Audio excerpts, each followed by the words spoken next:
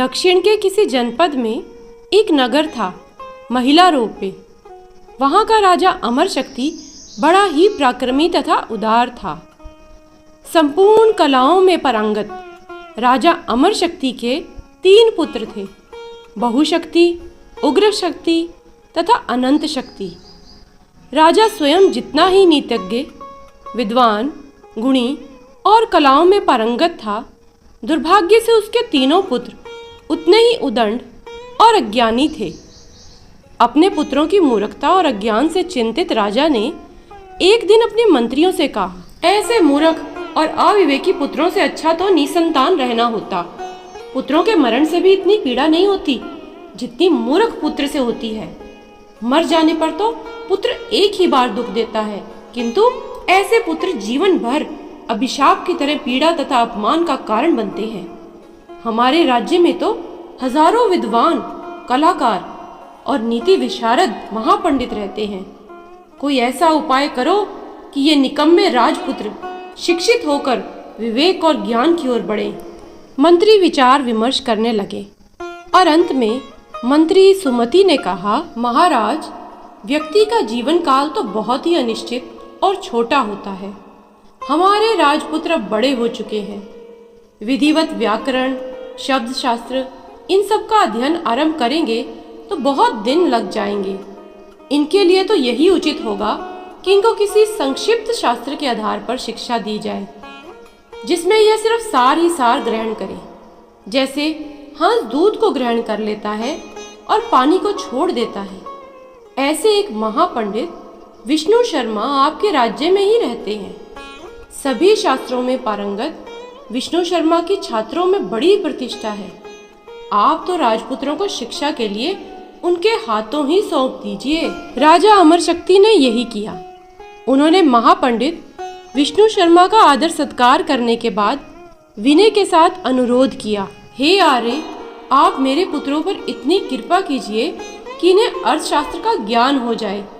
मैं आपको दक्षिणा में 100 गांव प्रदान करूंगा। आचार्य ने कहा, मैं विद्या का विक्रय नहीं करता देव, मुझे 100 गांव लेकर अपनी विद्या बेचनी नहीं है, किंतु मैं वचन देता हूँ कि 6 मास में ही आपके पुत्रों को नीतियों में पारंगत कर दूंगा, और यदि ना कर सकूं तो ईश्वर मुझे विद्या से शून्य कर दे।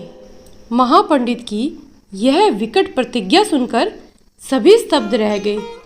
राजा अमर शक्ति ने मंत्रियों के साथ विष्णु शर्मा की पूजा अभ्यर्थना की और तीनों राजपुत्रों को उनके हाथ सौंप दिया।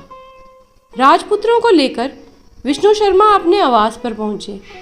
अपनी प्रतिज्ञा के अनुसार 6 मास में ही उन्हें अर्थनीति में निपुण करने के लिए एक अत्यंत रोचक ग्रंथ की रचना की। उसमें 5 तंत्र थे। पंचतंत्र को 5 तंत्रों में बांटा गया है।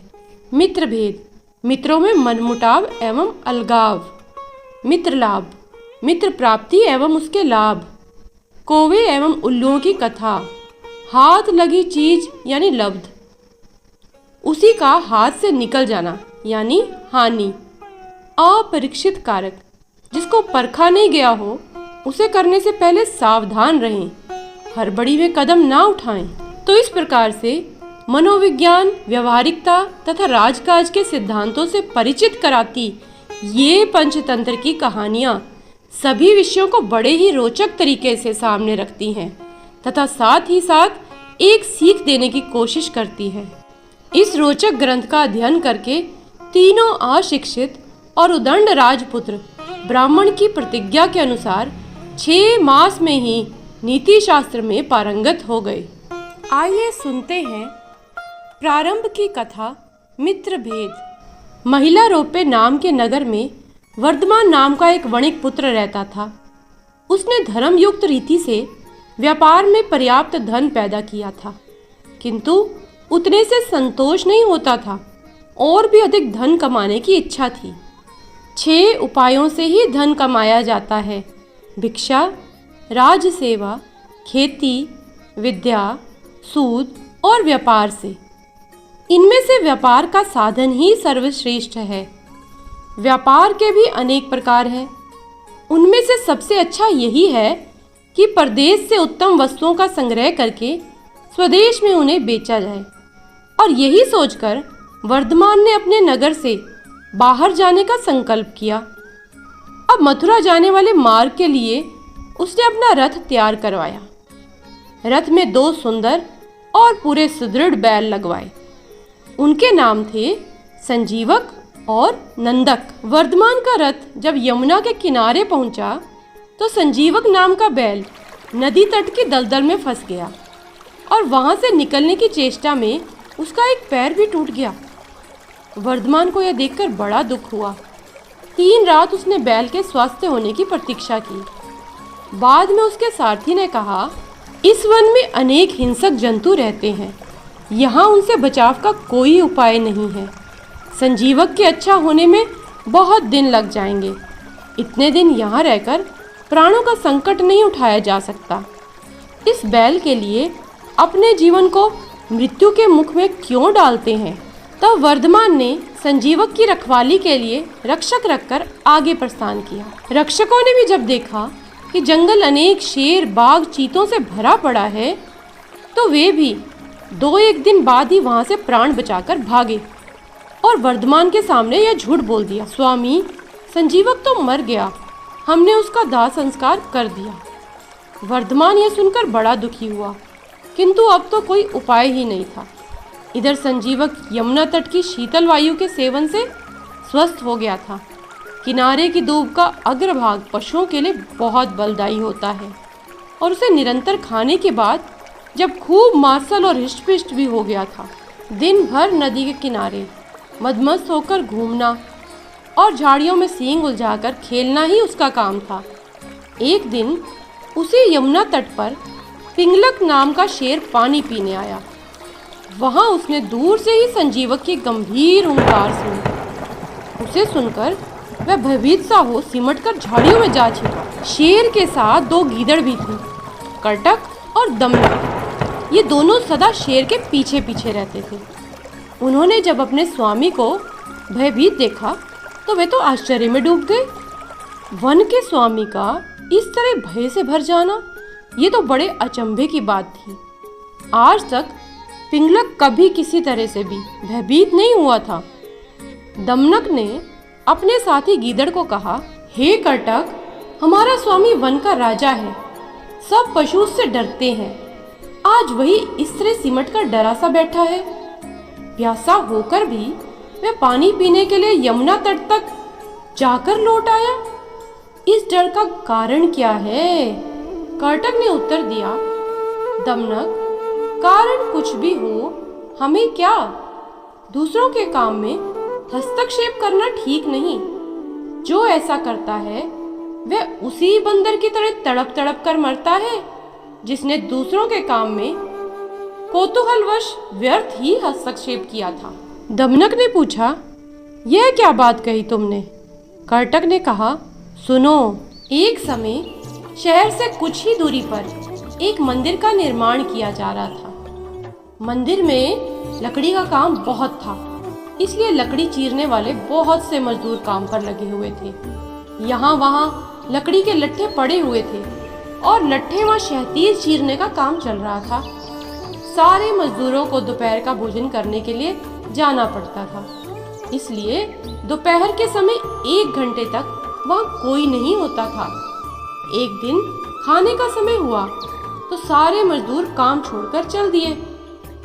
एक लट्ठा आधा चीरा रह गया था और आधे चीरे लट्ठे में मजदूर लकड़ी का कीला फंसाकर चले गए। ऐसा करने से दोबारा आरी घुसाने में आसानी रहती है।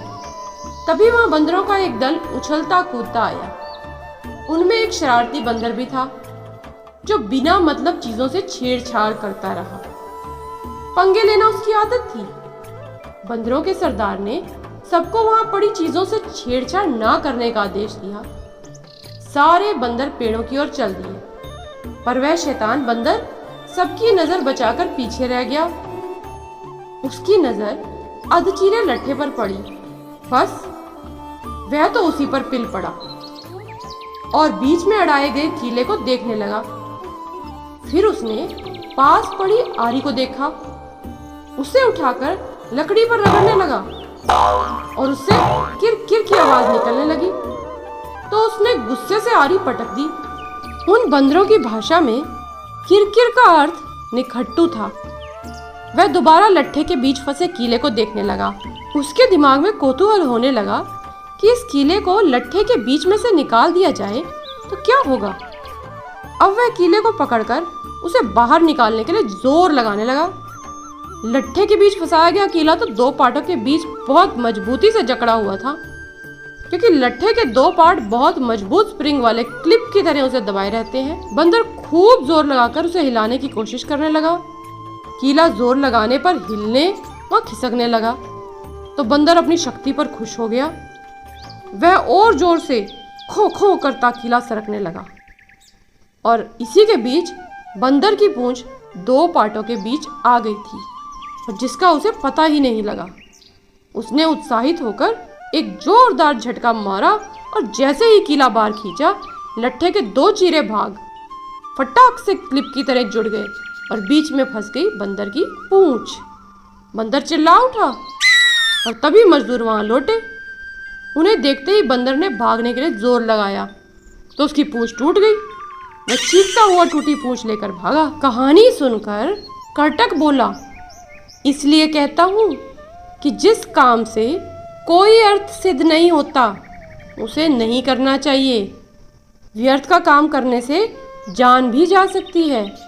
अरे अब भी पिंगलक जो शिकार करके लाता है उससे हमें भरपेट भोजन तो मिल ही जाता है, तब बेकार ही झंझट में पड़ने से क्या फायदा। दमनक बोला, तो तुम क्या केवल भोजन के लिए ही जीते हो? यह तो ठीक नहीं। अपना पेट कौन नहीं भर लेता। जीना तो उसका ही उचित है जिसके जीने से और भी अनेक लोगों का जीवन चलता हो। दूसरी बात यह है कि शक्ति होते हुए भी जो उसका उपयोग नहीं करता, उसे यूं ही नष्ट होने देता है, उसे भी अंत में अपमानित होना पड़ता है। कर्टक ने कहा, लेकिन हम दोनों तो ऐसे भी मंत्री पद से हटा ही दिए गए हैं, फिर राजा के बारे में यह सब जानने की चेष्टा करने से क्या लाभ? ऐसी हालत में तो राजा से कुछ कहना भी अपनी हंसी उड़वाना ही होगा। व्यक्ति को अपनी वाणी का उपयोग भी वहीं करना चाहिए जहां उसके प्रयोग से किसी का कुछ लाभ हो। भाई तुम ठीक नहीं समझते। राजा से दूर रहकर तो रही सही इज्जत भी गवा देंगे हम।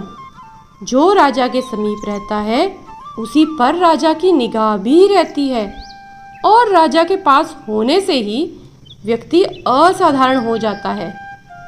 कर्टक ने पूछा, तुम आखिर करना क्या चाहते हो? हमारा स्वामी पिंगलक आज भयभीत है। दमनक बोला, उसके सारे सहचर भी डरे डरे से हैं। मैं उनके भय का कारण जानना चाहता हूँ। तुम्हें कैसे पता कि वह डरे हुए हैं? लो, यह भी कोई मुश्किल है? पिंगलक के हाव भाव, उसकी चाल डाल, उसकी बातचीत, उसकी आंखें, चेहरे, उससे स्पष्ट जान पड़ता है कि वह डरा हुआ है। मैं उसके पास जाकर उसके डर का कारण पता करूंगा, फिर अपनी बुद्धि का प्रयोग करके उसका डर दूर कर दूंगा। इस तरह उसे वश में करके मैं फिर से अपना मंत्री पद प्राप्त करूंगा। कर्टक ने फिर भी शंका जताई, तुम इस विषय में तो कुछ जानते नहीं कि राजा की सेवा किस प्रकार करनी चाहिए। ऐसी स्थिति में उसे वश में कैसे कर लोगे? दमनक बोला, राज सेवा के बारे में मैं नहीं जानता, यह तुम कैसे कह सकते हो?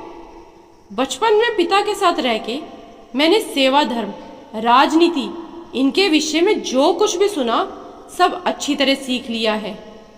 इस पृथ्वी में अपार स्वर्ण है, उसे तो बस शूरवीर, विद्वान तथा राजा के चतुर सेवक ही प्राप्त कर सकते हैं। कर्टक को फिर भी विश्वास नहीं आ रहा था। उसने कहा, मुझे यह बताओ कि तुम पिंगलक के पास जाकर कहोगे क्या? अभी से मैं क्या कहूँ? वार्तालाप के समय तो एक बात से दूसरी बात अपने आप निकल जाती है। जैसा प्रसंग आएगा वैसी ही बात करूँगा। उचित अनुचित और समय का विचार करके ही जो कहना होगा कहूँगा। पिता की गोद में ही मैंने यह नीति वचन सुना है कि अप्रासंगिक बात कहने वाले को अपमान सहना ही पड़ता है, चाहे वह देवताओं के गुरु बृहस्पति ही क्यों ना हो। कर्टक ने कहा, तो फिर यह भी याद रखना कि शेर, बाघ आदि हिंसक जंतुओं तथा सर्प जैसे कुटिल जंतुओं से संपन्न पर्वत जिस प्रकार दुर्गम और विषम होते हैं, उसी प्रकार राजा भी क्रूर तथा दुष्ट व्यक्तियों की संगति के कारण बड़े कठोर होते हैं, जल्दी प्रसन्न नहीं होते, और यदि कोई भूल से भी राजा की इच्छा के विरुद्ध कुछ कर दे तो सांप की तरह डसकर उसे नष्ट करते देर नहीं लगती। दमनक बोला, आप ठीक कहते हैं। बुद्धिमान व्यक्ति को स्वामी की इच्छा के अनुकूल कार्य करके उसे प्रसन्न करना चाहिए। इसी मंत्र से उसे वश में किया जा सकता है। कर्टक ने समझ लिया कि दमनक ने मन ही मन पिंगलक से मिलने का दृढ़ निश्चय कर लिया है। वह बोला, ऐसा विचार है तो अवश्य जाओ, बस मेरी एक बात याद रखना कि राजा के पास पहुंचकर हर समय सावधान रहना। तुम्हारे साथ ही मेरा भविष्य भी जुड़ा है। तुम्हारा पथ मंगलमय हो। कर्टक की अनुमति पाकर दमनक उसे प्रणाम करके पिंगलक से मिलने के लिए चल पड़ा। सुरक्षा के लिए व्यू के बीचों बीच बैठे पिंगलक ने दूर से ही दमनक को अपनी ओर आते देख लिया। उसने व्यू के द्वार पर नियुक्त प्रहरी से कहा, मेरे पूर्व महामंत्री का पुत्र दमनक आ रहा है, उसे निर्भय प्रवेश करने दो और उचित आसन पर बैठने का प्रबंध करो। दमनक ने बेरोक टोक पिंगलक के पास पहुंचकर उसे प्रणाम किया। साथ ही उसका संकेत पाकर वह निकट ही दूसरे मंडल में बैठ गया। सिंहराज पिंगलक ने अपना भारी पंजा उठाकर स्नेह दिखाते हुए दमनक के कंधे पर रखा और आदर के साथ पूछा, कहो दमनक, कुशल से तो रहे? आज बहुत दिनों के बाद दिखाई पड़े, किधर से आ रहे हो? दमनक बोला, महाराज के चरणों में हमारा क्या प्रयोजन हो सकता है, किंतु समय के अनुसार राजाओं को भी उत्तम, मध्यम तथा अधम हर कोटि के व्यक्ति से काम पड़ सकता है। ऐसे भी हम लोग महाराज के सदा ही सेवक रहते आए हैं। दुर्भाग्य से हमारा पद और अधिकार नहीं मिल पाया, तो भी हम आपकी सेवा छोड़कर कहाँ जा सकते हैं। हम लाख छोटे और असमर्थ से ही, किंतु कोई ऐसा भी अवसर आ सकता है जब महाराज हमारी ही सेवा लेने का विचार करें। पिंगलक बोला, तुम छोटे बड़े या समर्थ असमर्थ की बात छोड़ो, तुम हमारे मंत्री के पुत्र हो, अतः तुम जो भी कहना चाहते हो निर्भय होकर कहो। दमनक ने अपनी बात एकांत में कहने का अनुरोध किया। पिंगलक ने अपने अनुचरों की ओर देखा और राजा की इच्छा समझकर आसपास के जीव जंतु दूर जा बैठे। एकांत होने पर दमनक ने बड़ी चतुराई से पिंगलक की दुखती रग को छेड़ दिया। बोला, स्वामी आप तो यमुना तट पर पानी पीने जा रहे थे, फिर सहसा प्यास से ही लौटकर इस मंडल के बीच इस तरह चिंता से।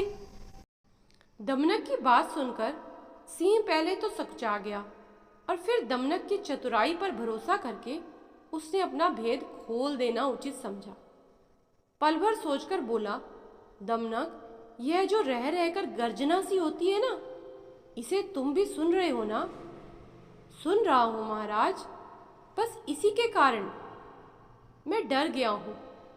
तट पर यही गर्जना बार बार हो रही थी। लगता है इस वन में कोई विकट जंतु आ गया है। जिसकी गर्जना ही इतनी भयंकर है, वह स्वयं कैसा होगा? इसी के कारण मैं तो यह जंगल छोड़कर कहीं और चले जाने का विचार कर रहा हूँ। दमनक ने कहा, लेकिन मात्र शब्द सुनकर भय के मारे अपना राज्य छोड़ना तो उचित नहीं है महाराज। शब्द अथवा ध्वनि का क्या है?